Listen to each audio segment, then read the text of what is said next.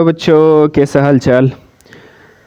तो आज की इस वीडियो में हम चेक 7.2 में क्वेश्चन नंबर 1 में पार्ट सी और इसके बाद पार्ट डी करेंगे। ठीक है, तो पार्ट सी में हमारे पास ये क्वेश्चन है। Okay, sorry for that.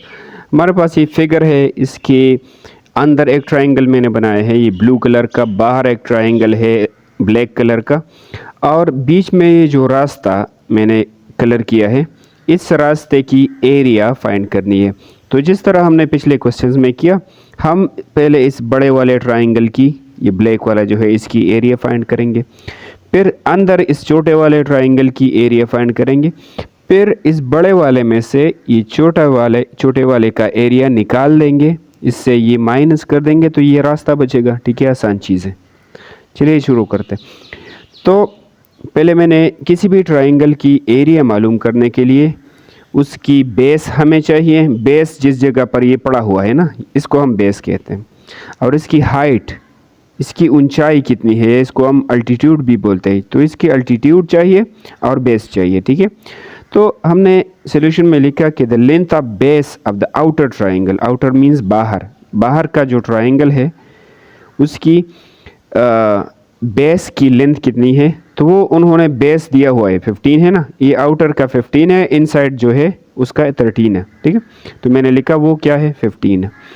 फिर मैंने लिखा the length of altitude of the outer triangle, जो बाहर वाला ट्रायंगल है उसकी अल्टीट्यूड कितनी है, तो वो बुक में गिवन है, वो कितनी है, यहाँ से लेकर यहाँ तक वो 10 सेंटीमीटर है। ठीक है, तो मैंने वो भी लिखा 10 सेंटीमीटर।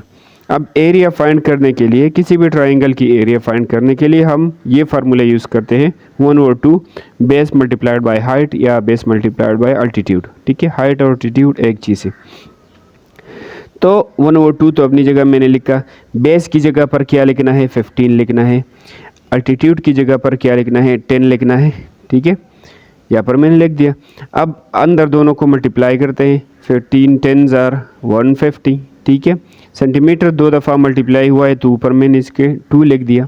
ठीक है, अच्छा अब 150 को, ये 2 नीचे है ना, इससे डिवाइड हो रहा है, तो 150 को आप 2 पर डिवाइड कर ले, तो 150 जब 2 पर डिवाइड हो जाए तो क्या आता है, 2 7s are 14, इस 7 आ गया और 0, फिर 2 5s are 10, तो आंसर हमारा क्या रहे, 75। ठीक है, तो मैंने लिखा 75 और ये सेंटीमीटर स्क्वायर भी इसके साथ है। तो आउटर ट्रायंगल की एरिया फाइंड हो गए। अब इनर ट्रायंगल, जो अंदर वाला ट्रायंगल है, इनर इसको हम बोलते हैं, आउटर और इनर एक दूसरे के अपोजिट है। तो length of base of the inner triangle, उसकी बेस कितनी है, तो अगर आप इस डायग्राम में देख ले तो उसकी इनर साइड ट्रायंगल की बेस 13 सेंटीमीटर है और हाइट कितनी है, यहाँ पर ये हाइट है 8 सेंटीमीटर। तो बेस की जगह मैंने लिखा 13 centimetre and the length of altitude या हाइट वो कितनी है, 8 सेंटीमीटर मैंने लिखा। अब एरिया फाइंड करनी है इसकी, तो एरिया फाइंड करने के लिए ये फार्मूला यूज़ होता है 1/2 बेस मल्टीप्लाइड बाय हाइट। अब इन दोनों को मल्टीप्लाई करने, बेस की जगह 13 लगा दे, अल्टीट्यूड की जगह 8 लगा दे। ठीक है, इनके वैल्यूज़ है 13 8s are 104। ठीक है, ये आ गया, मैंने मल्टीप्लाई किया सेंटीमीटर स्क्वायर। फिर 104 को 2 पर डिवाइड करें तो 2 5s are 10, 2 2s are 4, तो आंसर क्या आ रहा है, 52।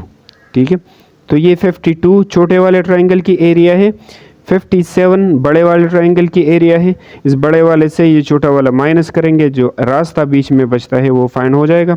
तो मैंने लिखा कि एरिया ऑफ द पाथ हम रास्ते को बोलते हैं। ठीक है, जो रास्ता है उसकी एरिया कितने होगी, तो 75 में से 52 माइनस करें तो 23 आता है, तो ये एरिया ऑफ द पाथ है। ठीक है, अच्छा अब हम आ गए पार्ट डी पे।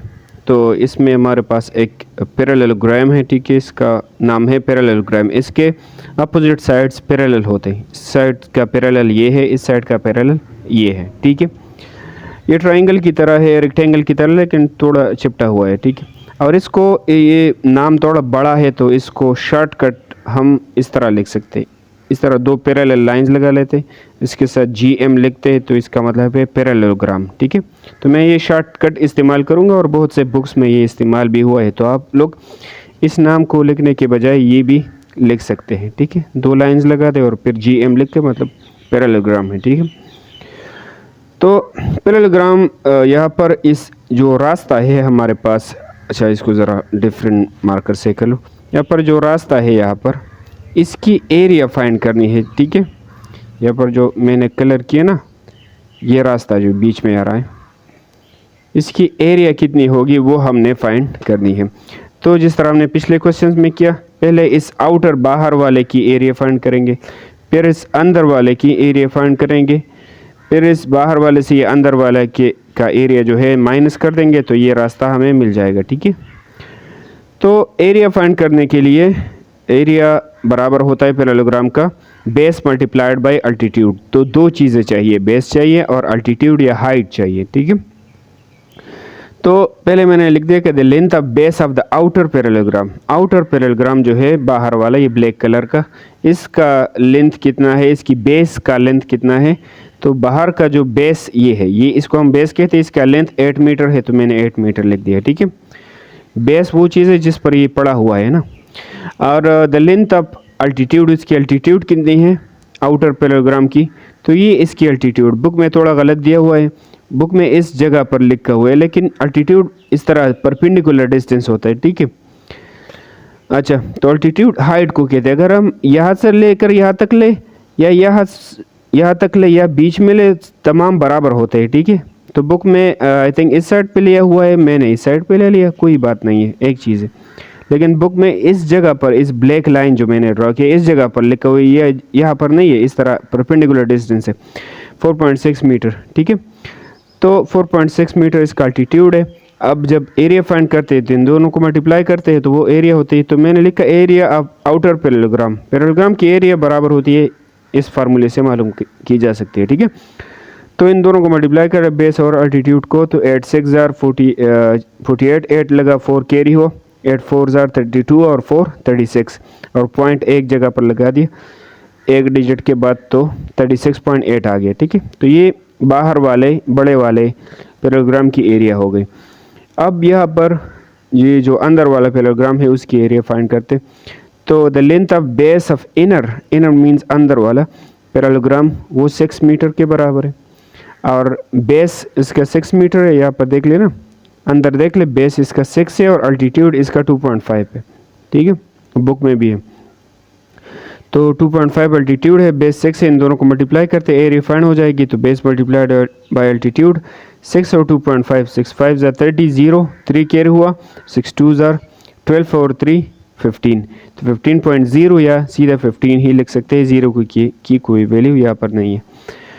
अब हमने इस रास्ते की एरिया फाइंड करनी है, तो इस बड़े वाले पैरेललोग्राम से इस अंदर वाले की एरिया माइनस करते हैं, तो ये रास्ता हमें मिल जाएगा, ठीक है। तो हम लिखते हैं कि एरिया ऑफ द पाथ, रास्ते की एरिया, तो ये बड़े वाले की एरिया, ये छोटे वाले की मैंने इसे माइनस कर दिया, तो आंसर क्या आएगा, यहाँ पर माइनस कर लेते हैं 36.8 एंड 15.0, तो 8 से 0 8 आ गया, 6 से 5 1 आ गया, और 3 से 1 2, और यहाँ पर पॉइंट, तो 21.8 मीटर स्क्वायर पाथ की एरिया है, ठीक है।